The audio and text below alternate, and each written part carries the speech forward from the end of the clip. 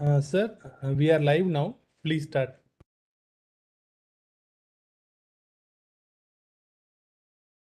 Okay. Hi, everybody. So, thanks a lot, IIT Madras, for organizing this. Really appreciate this opportunity that you've given me, to present this. Very interesting topic today. A brief about myself. My name is Rama Subramanian. I work for Accenture currently. I've been with Accenture for the past about 10, 11 odd years, with a total industry experience of about close to about 20 plus years. In fact, 20 plus in fact years. I've been both a service provider, as I continue to be right now, and I've also been on the consumer side, consuming IT service provisionings, from multiple companies there.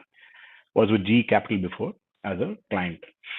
Over the past about 4 to 5 years, I manage technology deliveries for Accenture in the pharma domain primarily. And in that basis, IIT Madras had invited me to do this session for you.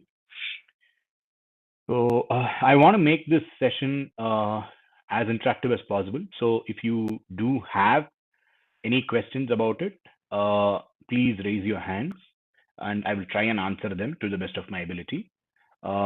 And the way I've organized this session is primarily to introduce you to the pharma industry and technology into the pharma industry, and then going deeper into technology into AI and ML in pharma industry. That's what I've tried to do. So without much ado, let me jump in, unless and otherwise, there are any questions. Okay, I don't see any.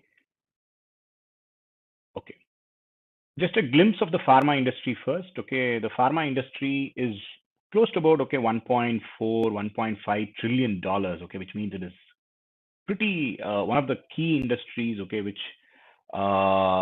IT industry primarily focuses on. Provides a good amount of revenues for most of IT industry. So the revenues, which means that the total sales of across all the pharma companies across the world totals up to about $1.42 trillion. The leading market for pharma, and I want to leave you with this thought in your mind, is USA, with about close to about out of this $1.42 trillion worth of revenues that the pharma industry gets from selling drugs, close to about 40% of it is consumed in US alone. Which means we are talking about approximately what close to about $0.4 billion, $0.4 trillion in fact, sorry, which is a huge amount of money. So there is a huge amount of focus on pharma across the pharma industry for the US geography itself.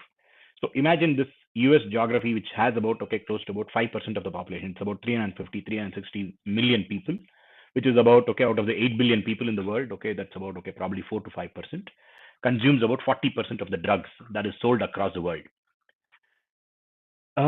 Food for thought. And within this market, within pharma industry itself, oncologics is one of the biggest therapeutic drug segments that the pharma industries focus and cater to, primarily because one, it is life saving. Two, it is relatively new, and there is an opportunity for us to save lives. And the therapy itself is long winded, and the drugs are also relatively expensive depending upon the geography that you are in. So what is the pharma industry itself? The pharma industry is responsible for multiple things. Ultimately, I as a consumer, we only consume the drugs, but behind the scenes there is a lot of research, drug development, clinical trials, a lot of things that go on into this. We will speak more about this further in the presentation itself. But yes, it begins with that research, that hypothesis that something can solve a disease or a particular issue with a particular medication for an individual. And then it goes on to actually going through the clinical trials, making sure that the drug is actually productive on the person who's consuming the drug and is able to solve the disease, or is able to curate the disease the way it is supposed to do. And then it goes on to the production and the distribution of the medicines itself. These are things that go on behind the scenes. Broadly speaking, branded drugs and generic drugs are the two broad divisions. Just for your consumption, majority of the Indian drug companies and Chinese drug companies, for example, play on the generics division, primarily on the generics division. Most of the international drug companies like Pfizer or Novartis, Roche, or BMS, for example, all of them focus on branded drugs which are at the higher end of the value chain. This is where you get most of the moolah. Obviously, they want to get that, and this is what they will focus on. Global pharma companies have experienced significant growth, and this I say in the interest of the pandemic, over the past couple of years, that we have all been going through.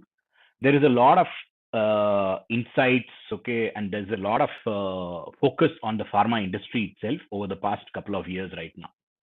And there is a lot of consumption of, and there is a lot of curiosity, I should say, and there's also a lot of consumption from the consumer, from them as a consumer of technology also in over the past few years. It has significantly leapfrogged, though it was on the uptick over even before the pandemic, I should say, because they have some typical problems, challenging problems, which technology can typically is used to solve in the pharma industry. But over the past 2 years, say for example, till the time the Pfizer drug for COVID was sent out from the Kalamazoo plant, those I'm sure most of you would have seen it on YouTube or on news channels, those UPS and FedEx trucks getting out. It was a lot of technology that went into making sure that this drug was developed in interest of worldwide health, and making sure that it reached the ultimate customer at that point of time. It was probably still delayed because we did not expect this kind of a pandemic, but yes, it ultimately reached everybody there. Okay, so moving on, how does pharma industry embrace technology? As I talked to you, in the recent years, they have been slow. Previously, pharma industry was primarily considered research oriented, non-technology oriented. That was still about probably 10-15 years back.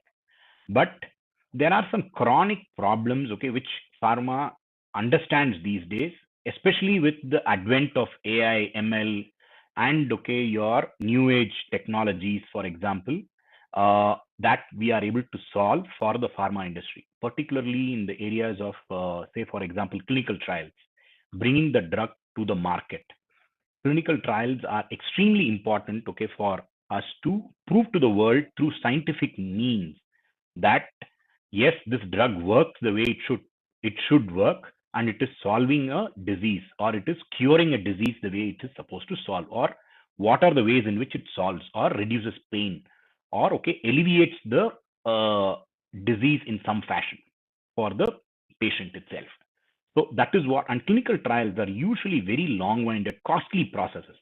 So the R&D, between the R&D and the clinical trials processes, it takes billions of dollars of investment from the pharma companies. This is one of the biggest areas of investment for them.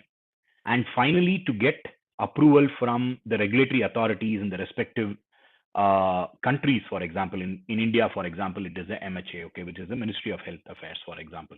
In UK, for example, it would be like somebody like an NHS, for example, National Health Services Organization, for example.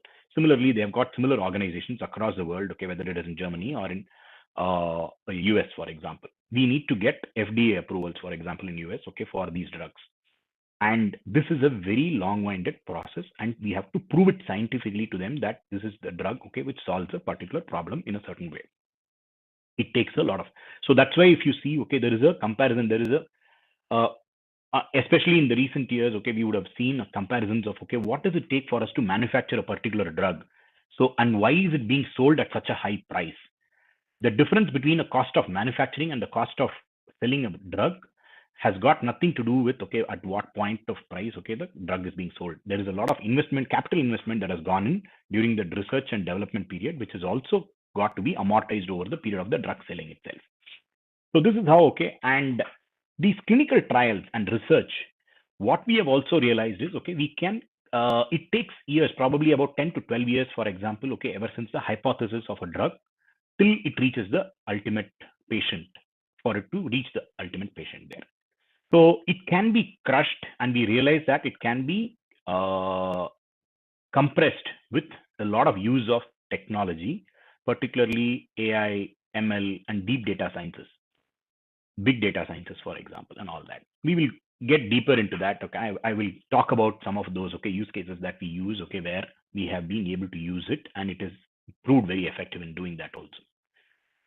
Artificial intelligence, AR, VR, big data, quantum computing have all found acceptance across the R&D efforts, and also in fact in the logistics, pricing of drugs, commercialization of drugs.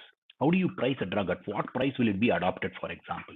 At what price, if I put it in the market, will somebody consume it? Will it alleviate the pain?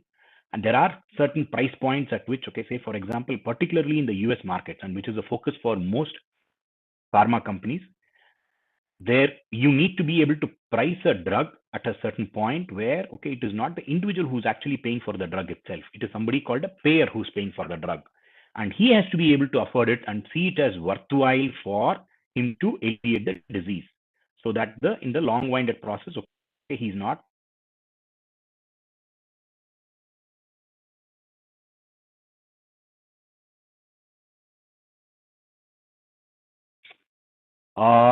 any questions so far? Okay, so particularly on the global AI and healthcare markets by 2025, we are expecting almost in the AI industry, there is about $31 billion worth of business that we are expecting to have, and this is growing by leaps and bounds over the past few years. In fact, close to about 21% of growth that we are expecting, and is what we are expecting. And in fact, in the big data and analytics space, another 15% of CAGR growth is what we are expecting over the next few years, which is pretty huge for any industry for them to consume in this space, especially. Okay. So let's move on.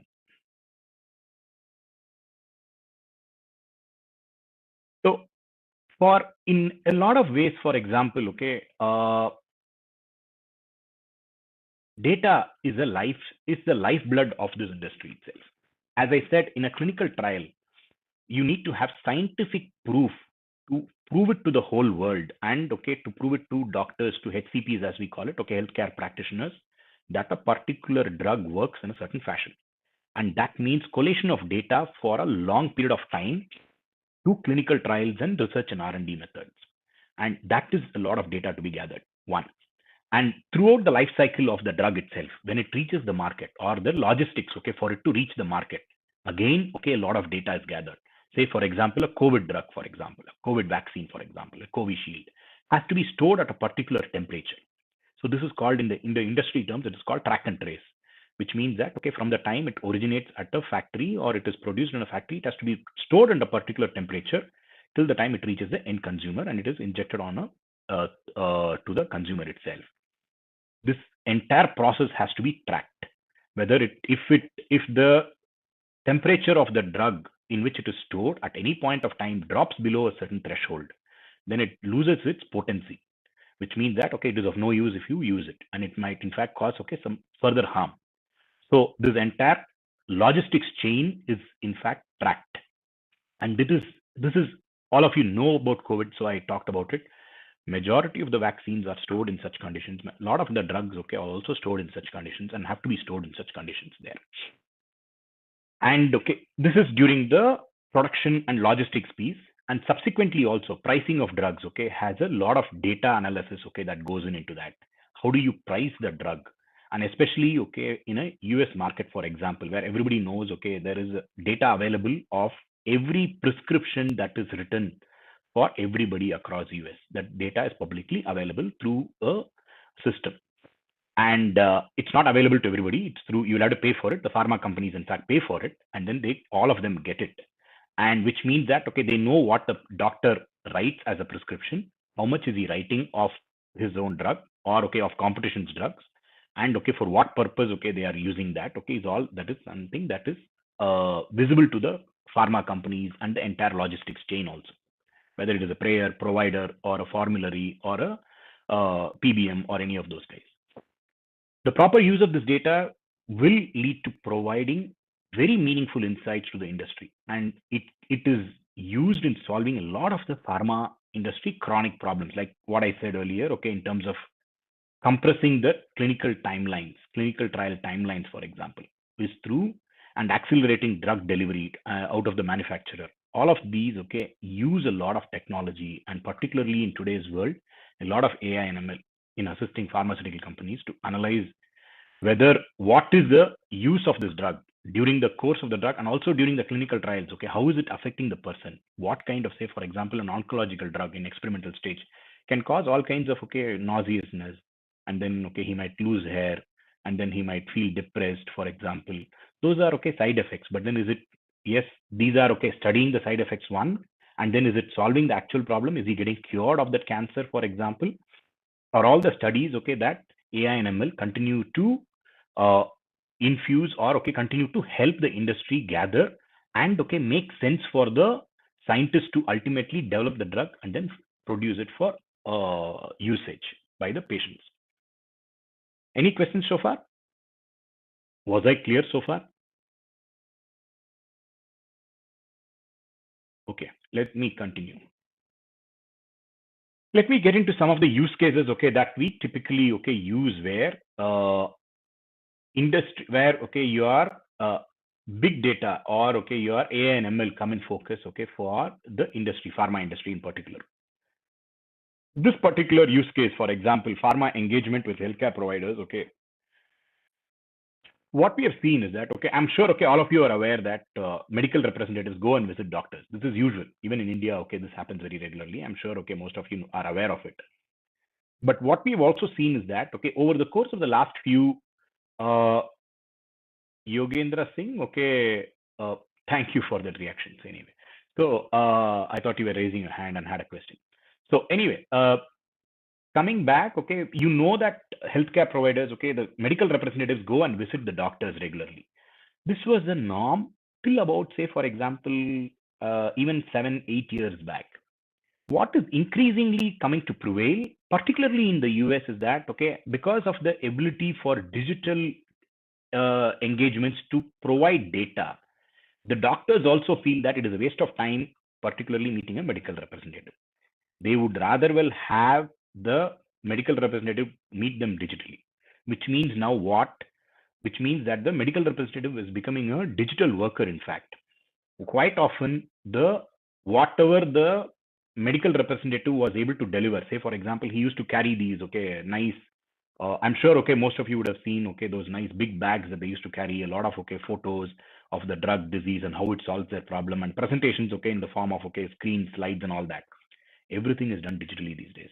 It's all on iPads, one, or in fact, okay, even right now, there is no physical person going and meeting them, or it is compared to what it was before, it is significantly reduced from what it was before. So the means of delivery and, okay, educating the doctor about a new drug or a particular drug and advertising the drug through a medical representative is all digital provisioning these days, which means that, okay, he has got an app on his hand, okay, a Roche app or a medical app or a, say, for example, a Pfizer app, whatever, and then he refers to it, and then, okay, Pfizer, okay, sends him, okay, SMSs or sends him, okay, push messages, particularly through his, okay, whatever means, whether it is, okay, particularly an email or through, okay, app or through SMSs, whatever digital means, okay, or through his LinkedIn, whatever these are, multiple, okay, various channels that they use. That's what they call as omni-channel, okay, distribution of, and where they tell the doctors, the HCPs, how the drug is able to solve a particular problem, how the drug is able to alleviate the pain of the patient, and how it would help, okay, if the HCP prescribes that drug as part of his medical treatment for a particular patient. This is huge right now, and, okay, it has come to such a focus right now where it is very focused on a particular, say, for example, a HCP, a particular HCP, okay, we know exactly that he's recommending, say, for example, competition's drugs. We need to attack him, or we need to focus on him more for him to particularly recommend our drug, is the kind of, okay, analysis, is the kind of intelligence that the drug companies already have today in their hands. And based on that, they are able to focus on a particular healthcare professional and reward a healthcare professional in a lot of cases, and then probably seek help and advice from a particular healthcare professional on how, okay, it is helping him, and then, okay, improve their drugs also, in fact. So, and in fact, okay, sometimes, okay, say for example, he was recommending a drug of A company, and then, okay, now he moves to B company. Contact him through various means and then say that, okay, why have you moved from A company's drugs to B company's drugs, for example? Is there anything that we can do to enhance, okay, or is our drug not working effectively? And this is all instantaneous, in fact. Real-time information is available with the pharma companies now. So that is the kind of information that is available, and that is the kind of delivery that, okay, is also being done from the health to the healthcare professionals to digital workers of digital channels and means through, and replacing a lot of the medical reps, in fact, these days. Clear about this? Okay.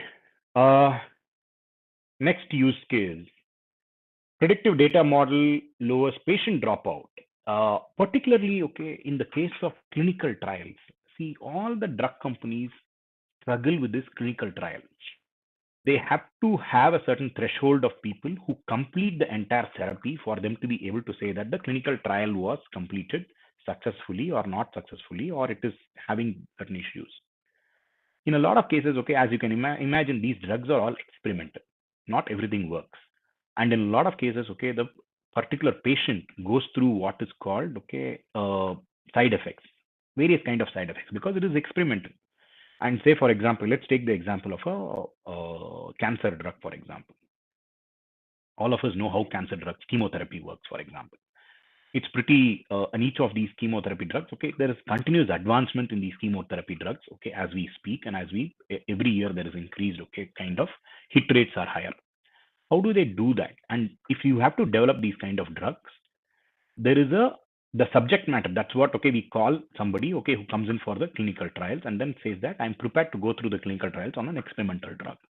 But quite often what happens is, out of 100 people who register for a clinical trial, ultimately at the end of the trial, okay, only 20 to 30% of them, okay, actually remain in that trial condition, which means that there is about 80% of the people, okay, who actually fall out due to various reasons. They might not be incentivized. They might not know how to react to certain side effects, for example. They might get frustrated with all the side effects that is there, or they are not getting continuous treatment, or for whatever they have got as a side effect, or it is not solving their actual disease for which they came in for. All of these things could happen. And that's why, okay, they in fact classify them, okay, like what is listed there: high risk subjects, medium risk subjects, and low risk subjects, where, okay, there is a different way of communicating with these subjects. In a high risk subject, for example, okay, there's a very close interaction between the healthcare professional. Every day they might call you, and then, okay, they might say, and these high risk, okay, how do you classify them into these, okay, high risk subjects or low risk? Based on, okay, certain parameters. Okay, you are a hypochondriac, okay, you are used to, okay, this kind of disease, you've gone through something before, and this is your second time that you are doing this. So you know, okay, or this is your first time, for example, you're doing this, you don't know what a clinical trial program is, those kind of stuff, then you fall into the high risk category. Somebody who has gone through these kind of programs and knows what to expect would probably fall into the low risk category. And there are obviously shades in between. It's always not a black and white, it's always shades of gray.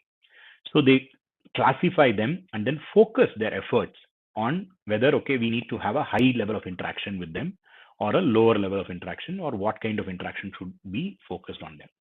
And this has now helped clinical trials be, one, accelerated, and two, it also helps it focus and helps it getting completed faster, which means that, okay, due to these close interactions, and especially now with a lot of variables coming into being, for example, so you are able to track, okay, what is the heart rate of a person, okay, who's going through these, okay, clinical trials, for example.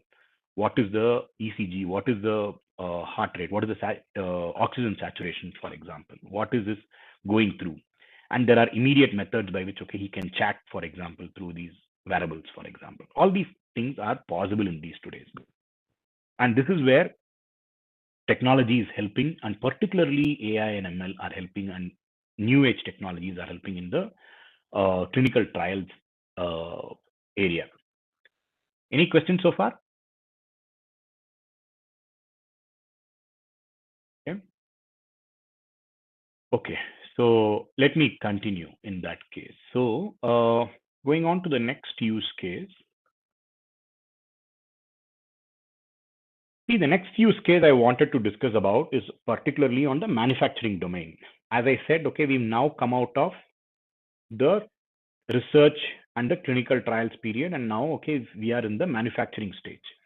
In the manufacturing stage, okay, as you would understand, okay, you are all students, okay, of IIT Madras, okay, so I presume that, okay, we are in a very high automation stage of manufacturing in today's days. It was not like the earlier days. For example, on a shop floor, the kind of number of people that you find on a shop floor has significantly reduced today. Significantly. Majority of the work is done by robots. Majority of the done is done by digital workers. And okay, the amount of and that is called manufacturing 2.0. In fact, okay, that's what they call it, or 2.x, or whatever they call it, where the predictability of the shop floor, how you are able to manufacture, and particularly in the pharma industry, what you call as APIs, or active pharma ingredients. So in every drug, there is something called a active pharma ingredient which goes in. So these are the source materials with which, okay, it is combined to form that capsule, or the drug, or the vaccine, or whatever it might be. And there are and particularly here, okay, for these APIs, and you would have read it during probably the COVID period, that okay, majority of the APIs that okay are manufactured across the world come from China, for example. A high level of automation goes into these, okay, and particularly because these are toxic drugs. You don't want to expose people to toxic drugs unless and otherwise it's absolutely necessary. So, and that's where, okay, a lot of automation has crept in into this area. And okay, if any slight movement is there in terms of the precision manufacturing of these drugs, it could lead to disastrous effects. Like, for example, what happened in Gambia, for example, okay, in some of these drugs, for example. And a lot of these are regulated. The way, the amount of people who are there, what do they wear, how should they be clothed, and how many people should be there is all regulated. And for this reason, okay, the less and less number of resources and less and less number of people within the shop floor, it is better for the manufacturer of the drug, because that means, okay, he has to regulate them less, and there is a higher possibility of anything creeping in there. So in these kind of situations, manufacturing 2.0, for example, okay, everything is controlled digitally, whether it is pressure, temperature, batch control processes, okay, floor data, everything, who's there, who's not there, everything is digitally controlled and can be fine tuned also. Customized models are trained, okay, predictive analytics are used when a plant, okay, or a particular machine needs to be maintained, or okay, to be shut down for maintenance, for example. When it will go in for, okay, when it is likely to fail, what is the probability of it likely to fail? When is it likely to manufacture at a less optimum efficiency, for example? Those kind of forecasts are all okay digitized right now. And okay, the entire shop floor, as I said, is completely digitized, in fact. And what happens is, okay, in this kind of a case, your API precision manufacturing of APIs and pharma drugs becomes much more. And okay, the guarantee of the chemical or the pharmaceutical drug that reaches you in your hands being safe for you to consume and being able to cure you is also much more effective these days. So, and it is literally to a model outcome that they actually digitize this entire manufacturing process these days. Was I clear? I don't hear any questions at all. Are there people out there? Okay. Am I clear so far? Okay, I see a few thumbs up. So, but I hope, okay, I'm clear. And please feel free to stop me and ask me, okay, if you think, okay, you have got any questions or something, an interesting comment also. Okay. Thanks for the few of you, okay, who are giving me thumbs up. Yeah, I hope it's interesting for you. And I hope I'm, yeah, Manan Jain, sorry. Did I pronounce you right? Did you have a question, Mr. Jain? Hello, sir. It's Manjan. Sir, I had a question on whether when we are performing data analysis of machine, so should we perform it using the collected data from farmers, or can we use data set available publicly? So if we are building a project related to this particular use case, so how can I proceed on collecting data? It depends upon pharma companies are extremely focused on and very secretive about the data. Let's be very clear about that, because majority of the drug process, majority of what they do, they are extremely secretive about it, and rightfully so, because once you let this out, you don't know what will happen, and then which competition will pick up on what, and everything is a regulated data too, particularly in the manufacturing process. Say for example, if there are cases where you can publicly use data, say for example, that a particular machine which is used is there is publicly available data to say that if it works for say 1,000 hours, after that it has to be shut down for maintenance for about 10 hours or 20 hours or whatever, then you use public data. But then if it is a custom built for that particular pharma manufacturer or that API, and there are not many available public data there, then you don't do that. And in a lot of cases, these are custom built tools and custom built manufacturing processes, in fact, for each of these areas. For example, the Kalamazoo plant for COVID drug manufacturing was completely repurposed during the COVID vaccine development, because that Kalamazoo plant in US was not originally intended for vaccine manufacturing at all. It was intended for different manufacturing purposes, but then they completely repurposed that entire plant, which means that they have to rebuild that entire plant, and it can be used only for that. So where will you go for publicly available information in that case, for example, Mr. Jain? You get what I'm saying? Was that clear, Mr. Jain? Yes, sir. Yeah. So let me move on to the next few use cases, and then probably, I'll give you another 10-15 minutes, for us to talk about, any questions that you might have. See, in the area of artificial intelligence and machine learning, predicting epidemics is one of the key examples where I would want to focus on. Particularly, this is an interesting use case, for example, where both pharma industry and the FMCG industry complement each other, along with the public health department in US, for example. What they do in US is that for example, during I think it happens every year, there is a flu season, is what they call it. So, and there is this organization in US called Center for Disease Control, CDC it is called. Most of you would know about it because in the recent past it has been highly in the news during the COVID period. Anthony Fauci heads it, or was heading it. I'm not so sure right now whether he continues to do that. He's been heading it for the longest period of time. They publish data about the flu spread, and they track it by way of whether patients coming in for flu treatment, for example. There are FMCG companies which in turn use this data. Why? Because FMCG companies, some of the FMCG companies, I'm restrained from naming them, they use this data to sell some of their what do you call Tetra Pak juices. So the reason is that the Tetra Pak juices are a way of hydrating yourself, and during flu, a particular person feels dehydrated, and the most important thing is to keep yourself hydrated.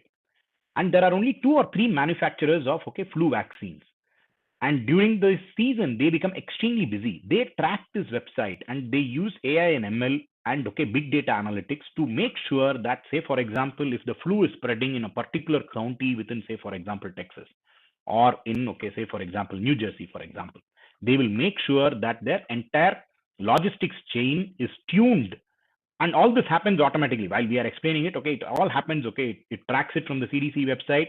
It makes sure that your Walgreens or CVS, who are the retailers, and in between there are a whole host of, say for example, wholesalers, who have to go through the drug. The manufacturer logistics has to be able to manufacture it. The manufacturing has to happen. Subsequently, the logistics center has to be able to cater to this demand, and then it reaches the final user. So on one side, you've got the drug manufacturer who satisfies it through this entire chain through the CDC website or CDC published information. There are FMCG companies also which track this and then make sure that your Walmarts or your Target's shelves are stacked up with both water bottles and fruit juices. And in turn, when fruit juices consumption is very high, for example, CDC and your pharma companies in turn understand that the juices are and water is flying off the shelf in a particular location, say for example in California, for example, in Pasadena, for example, and then they suddenly start in understanding that and this is all AI and ML which is understanding it. They understand that flu is spreading in this particular geography, so they start sending out flu vaccines to that particular location. That is how AI, ML, and big data all come together, and technology comes together to help these industries, both in this case pharma industry and to some extent, in fact, FMCG also. Chronic diseases, artificial intelligence, chronic diseases. What do you call chronic diseases? Long-winded diseases like you have cancer, you have all these kinds of diseases. Oncological drugs. Artificial intelligence has come to be able to predict what is the survivability of a particular patient, for example. What stage is he in, for example? And to a large extent, I know of a particular pharma company, for example, which works very closely with leading eye hospital chains, for example, in southern India, where they are developing tools which can analyze your retina and your cornea inside your eye, and then understand as to what are the problems with it. The machine already does almost 60 to 70% of the job. And then the doctor comes in, the ophthalmologist comes in and then verifies and then says, yes, what the instrument, what the particular AI tool has told you is true or false, or how it is based on. And this is the kind of predictability that we have, and that is being developed even as we speak. In ophthalmology, it is being developed. In some areas, for example, in tumors, for example, when you take CT scans, there are tools that are already available where, based on the particular size and the location of a particular tumor, the AI tools are already able to piece it together, and based on past data that is available, they are already able to analyze and then recommend therapies, recommend kind of treatments that a patient has to go through. So these are all already either in vogue in a lot of cases, helping doctors, helping healthcare professionals, so that the error rate during healthcare professionals treatment comes down significantly, and it helps them do faster analysis, faster treatments, and in fact in a lot of cases also remote treatment. Imagine if technology were not there, and there is somebody sitting out of in a remote location, for example, then all these reports and this data is analyzed remotely, for example. And that's why, for example, in a lot of cases right now, you got centralized analysis. Your radiology teams, for example, are all being remote or centralized, for example, where the doctor is sitting somewhere else, and the centralized team with a tool is already analyzing the data. So when you go for a CT scan or an X-ray, for example, or a hematology, or a blood sample, for example, is taken out, and based on that, a centralized system is already taking care and then telling you a probable. It is not a probable. You are not trying to replace a doctor, but it's giving you a probability of the disease, giving you a probability of what it could be, or what the treatment could be, for example, making our ability to predict disease or treat disease much more stronger. And increasingly, you would also see tailored medication for people. This is also recent development where for particular people with particular DNAs, for example, we all keep talking about this a lot. When say people in Kerala, for example, have a lot of coconut oil in their diet and eat a lot of rice, but still their longevity is very high, which means that something in their genealogy makes them such that that they are able to not go through the usual heart diseases or usual vein thickening problems or the usual cholesterol issues that affects everybody else, which means that something in the DNA makes them resisting that. So what does it do? Then what do you have to do? Now you'll have to tailor the kind of drug intake for these people, for example. So it is not there is an increasing understanding in this industry that a global reach of a particular drug, say for example they were treating everybody for sugar after a certain threshold. Now there is a realization that people of different kind of genealogy do not have to be treated for say for example a sugar level, or for say for example a pressure level after a certain threshold. There are people at who are able to manage with certain thresholds beyond what is normal, and who are able to probably digest and be healthy with certain diets also, which means that at a medication level, it has to be particularly customized. And this kind of particular customization for people is increasingly realized by the doctors right now, by the healthcare professionals, and by the pharma industry, and by this entire team of people also. And okay, so this ecosystem is able to now tailor medications for individuals right now. This is actively in process. A lot of work is still ongoing there. So this is what is happening, okay, largely in the pharma industry. So with that, okay, I will probably close my session. I will open it up for your questions. I think I've covered a lot of ground. I hope it was clear. I hope it was elucid, okay, understandable to you. Did anybody raise their hand? Saran, I thought, okay, I saw somebody raising their hand, in fact. Was that you, Yes, sir. Saran? Yes, sir, I did. Sir, Yeah. sir, I'm very much interested in this field of AI, and I have a degree in bachelor's degree in biotechnology. And when I got to Mhm. know that AI and ML is being used for drug development and disease prediction, I jumped into this field, and I want to make a future career out of it. So Interesting. my question is that what kind of projects and skills do you look for when you are hiring someone into this company? Like, how should I prepare myself? What projects should I do so that I can get step foot into this industry of pharma, this side of pharma?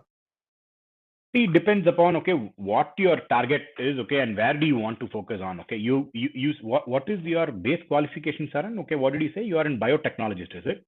Yes, sir. I completed my bachelor's degree in biotechnology, and immediately after completing that, I joined data science. This course. I'm currently in the diploma level, sir. See, there is a world of opportunities out there for you, Saran, I would say. Okay. Pharma companies, okay, continuously keep looking for people, okay, who are able to, as I said, okay, earlier in my presentation too, they're continuously looking for people who have these combination of skills, which means, okay, you need to know your biology pretty well. You need to know your, okay, clinical trials process, for example, who know the drugs underlying, okay, these things, and who know the manufacturing process. You are a biotechnologist, and okay, who also know AI and ML, for example, okay, and we obviously, okay, that is also something that you're probably reading out. So drug companies, okay, are looking out for people like you. There are people like us, okay, for example, technology companies, okay, who will be looking out for you. There are a lot of CROs, okay, also, okay. I know, I hope you understand what is a CRO. Clinical research organizations, for example. These are outsourced organizations, okay. India is pretty big and becoming very big in this area, Okay, where sir. this clinical research is outsourced to these organizations. And these organizations also look for, okay, people of your kind of caliber. So I'm sure, okay, these are things that, okay, will come your way, and I'm sure, okay, a lot of projects that you can pick up. As I said, okay, some of my presentation, okay, you can take some ideas there, and Yes, please sir. feel free to connect with me if you want, okay, on a one-on-one basis also. I can try and see, okay, where we can particularly collaborate or what you can do to enhance Definitely, your sir. skills. Definitely, sir. Definitely, sir. Yes, sir. And one more thing, sir. In one of your slides, you mentioned AR and VR also being used in the pharma industry. So can you Yeah. explain like, how it's AI and VR is being used? 'Cause- Okay.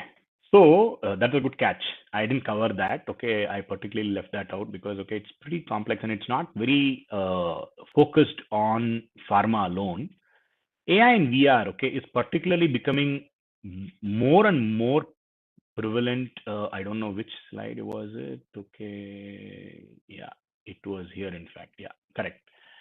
AR and VR, okay, particularly, okay, we are trying to use these technologies, okay, especially in training people to use uh, to for manufacturing purposes. Say for example, if you have to have manufacturing locations across different geographies, for example, and if you want to be able to train people on using a particular machinery, for example, then what do? Sitting remotely, okay, using AR and VR, okay, you wear your headsets, and then, okay, you can replicate that machine being there in front of you, and, okay, you can train your resources. It's like, okay, a flight simulator. Just imagine a flight simulator. All of you can, I'm sure, okay, would have, it's like a flight simulator. So you can simulate, okay, that environment and the factory environment being there, and you being able to operate that machine, heavy machine, for example. These are things being experimented, and it is becoming pretty prevalent right now. And training programs, in fact, we as technology companies, we are also conducting a lot of technology trainings, for example, through AR and VR, for example, right now. So particularly for trainings, AR and VR is big right now. And treatments also, particularly in the case of pharma industry, treatments and for HCP, for example, interacting with doctors, like I said earlier also, while digital channels like chats, bots, and then your SMSs, all of these things continue to happen. There are conferences. Imagine what would have happened during the pandemic, where a particular medical representative, if he wants to meet for example a doctor face to face, and then explain to him how he has to say, for example, explain how a particular drug works, and has to explain it. AR and VR becomes very useful during this pandemic when there is a lockdown, for example. These are things where we are particularly seeing use for, and these use cases are continuously evolving. Okay, so does that answer your query there, Saran? Yes, sir. Yes, sir. It does answer it. Yes, sir. Yeah. Okay, sir. That's all, sir. Any other questions? Yes, sir. Good evening, sir. Sorry, yes, go ahead. Hello. Yeah, sir. Actually, I Yeah, Mr. Tarun. completed D Farm last year, and I was working in Max Hospital as a hospital pharmacist. But the pharmacist job is not as is so hectic and work pressure, more kind of like physical work. So I was quite interested in data science and technology. I joined this program. I'm in foundation level, but I want to know that how can I enter in this pharmaceutical data analyst, or which position can I apply like, along with this degree or after this degree. I want to know this. So I'm not so sorry. Was there another question there? Hello. Yeah. So Tarun, see, I'm not particularly sure, where, and particularly, on D Pharma, and with the kind of combination of work experience that you have, what is the fitment? I need to check and then come back. But then, yeah, you can check out our website as to, if there is a fitment, for the combination of skills that you have. You can check up our website or any of the technology company websites, and then, find out, how you can combine your skills to join any of our firms. But particularly, see, we would look for technology skills beyond what you have, and we do look at deep domain knowledge also in any area, in pharma industry area, for example, in consulting organizations within our own team, for example, and most other technology organizations or consulting organizations, look for deep industry experience too. So I don't know exactly where we fit in, but we can take this offline and then try and see, what is the fitment, that you want, and how do you, intend to, upskill yourself. There would be definitely a requirement for you to upskill yourself, and that, can be done there. Yes, sir. Sir, I want to know, like, do I have to complete like B Farm and M Farm along with this degree, or just it would be enough, or any graduation would be enough? I can't particularly answer that question. I think we need to analyze this deeper and then, see where that fitment would be, Tarun. Yes, sir. Yes, sir. Okay. Any other questions on the presentation that I made? Yes, yes, sir. Sir, regarding Accenture, so, sir, Yeah. does the pharma companies like come to Accenture and then tell you their requirements, and Accenture builds those this technologies? Is it like that? Sorry, Saran, is that you again?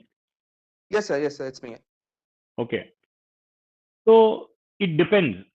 Sometimes, the clients come to technology companies and then with a problem statement and then say, we need help solving this problem. Can we work together? And then, try and see how to solve this problem. Sometimes they do that also.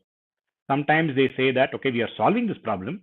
We need people who can help us in this area. Say, for example, they will say that, predictive analysis, for example, and I need a Python resource or a Python set of team who are there, okay, who can help us, okay, work with this team and then, okay, solve this problem together. Sometimes they will be plain blank and then say that, okay, I need two Java developers and this is what is my application stack and this is how, okay, I want to maintain it. Can you give me a proposal? So there are different ways in which, okay, they come to us with kind of problems and different ways in which we engage with the clients also. It's not particularly to pharma, okay, any industry, this is how, okay, we engage. Okay, sir. And sir, are there any internship opportunities in Accenture right now that where we can apply? Yeah, we do take interns continuously, but I'm not so sure, okay, as to what level and where we go particularly because I'm not taking care of that. Okay, But sir. you can reach out to my Accenture website, and then through that, okay, you can always reach out to our HR teams, and then okay, try and find out, okay, what kind of interns they would require. Yeah, but we do take interns regularly, yes, from different Okay, sir. institutes across India and outside India too. Okay, sir. Thank you, sir. Any other questions? Yeah, excuse me, may I ask? Yeah, Mr. Dripto. Okay. Good evening, sir. This session was really wonderful, and I learned a lot about this pharma industry and how it is using AI and machine learning. I would like to know that this particular development of pharma industry, in which part of the world is this most dominant? In which part of the world will I be having more opportunities in this field? What do you mean by that? I mean, is the development in India at par with American companies, or are there more scope outside India? Uh, See, I wouldn't say it is restricted to a particular geography, Mr. Dripto. I don't know at what point of time, okay, you joined my presentation. Okay, as I said, okay, in the beginning of my presentation, 40% of the revenue for drug manufacturers come from one single geography called US. Okay, that doesn't mean that, okay, most of the manufacturing takes place in US. Okay, yes, the revenues come from there. And so the companies, for example, okay, a lot of pharma companies are spread across the world, but a lot of the big pharmas are also located in US. For example, the Pfizer, BMS, or Boston Scientific, so on and so forth. They are all located in US.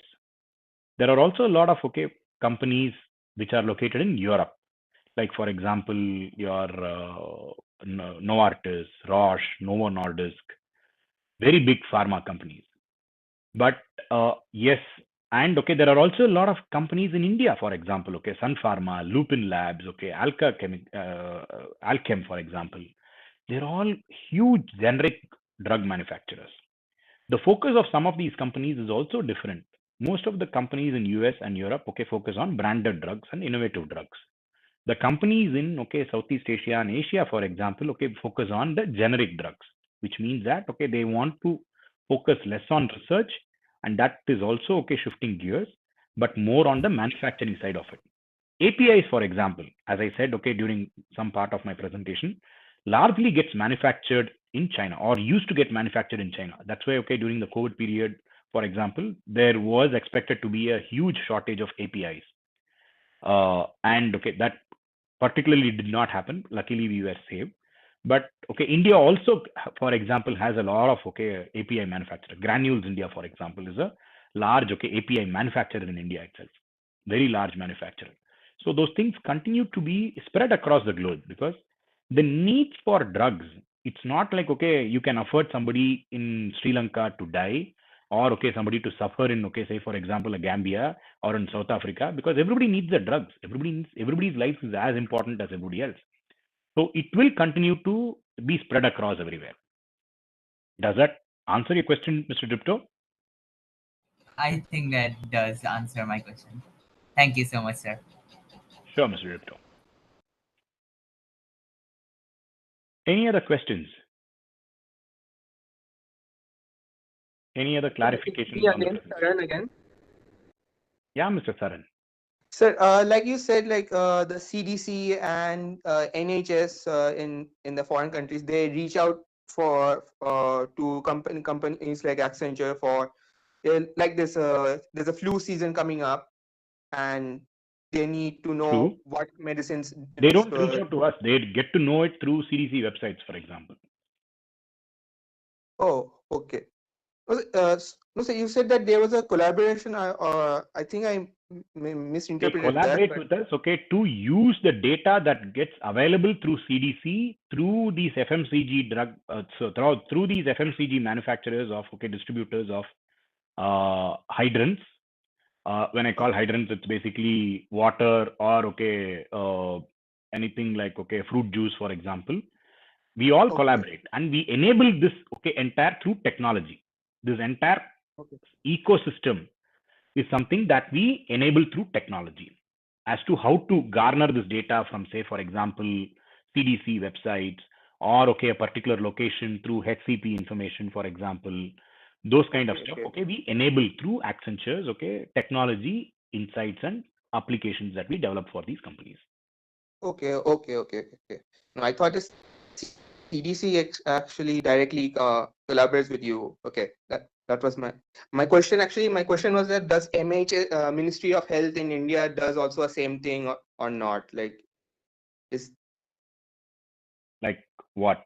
No, we don't work with the Ministry of Health directly. I don't know of anybody, okay, working with the Ministry of Health here in India. Okay, so that was actually my question. So Yeah, but there are, okay, see, compliances, okay, that we work. Okay, say for example, there is something called AE, adverse event. If anybody across the world, okay, if you take a drug and if there is an side effect or, okay, some effect of it, okay, that you not realize that you should have, you can report that as an adverse event. Every country across the world, okay, whether it is Ministry of Health, for example, or, okay, say for example NHS or CDC, okay, will have reporting requirements that, okay, say for example a Ram or a Saran can report into their website saying that I took this particular drug, I had this particular adverse event, this is what happened to me. And whether you report it into the particular pharma drug manufacturer, or you can directly go into their, okay, MHA or those websites and then, okay, report it also. And, okay, the action has to be taken, and there are reporting regulations, okay, for each and every country that are very, very stringent about these. Okay, sir. So that answers my question, sir. Okay. Sure. Any other questions? Good evening, sir. Yes, Mr. PNST. Sir, so Accenture is a technological consultancy company, right? Correct. We are a consulting firm. Yeah, we are largely a technology company too. Yes. Sir, I mean, the job roles in Accenture would be like the employee. If I am employed as a data scientist, will I be working in a research project by a pharma company, or I will only be a consultant in technological branch of pharma company? Depends. We've got people working on, okay, different areas within the pharma industry. We've got people working on the technology side also, okay, for example, and we've got people consulting folks, okay, who got deep skills in the pharma industry, for example, who work very closely, for example, putting together, okay, clinical trial programs, and then trying to address, okay, some deep, okay, pharma research, working together with them as consulting folks, okay, on the research programs, for example. It could be, okay, different arms, and depending upon your skill set and depending upon your expertise, you will be rightly placed with that fitment. Okay. Yes. Thank you. Okay.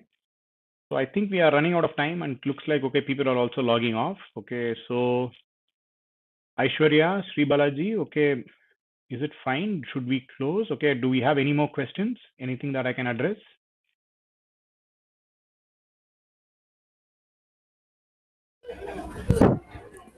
Yeah, hi Riso, Arun here. Yeah, hi Arun. Yeah, so it was a very informative session. I'm sure all the students have gained a lot of knowledge and they got very good insights into the technology side of pharma with regards to data science, AI, ML. So I guess it was very, very, very useful. So thanks a lot, and we hope for more sessions from you in the future. Sure, Arun. Thanks for introducing me and then connecting the dots. I know it was a struggle at your end, okay, to do this. Yes. And even on my end, okay, I was struggling to get the time, okay, to do this, in fact. But I really enjoyed doing this today. Very interesting, okay, observations and questions, okay, that came from your students too. Thanks a lot for putting this together. Okay. Thank you. Thank you all. Thanks, everybody. Have a good day and wish you all a very happy Diwali. Thank you, sir. Thank you, sir. Happy Diwali. Thank you, sir.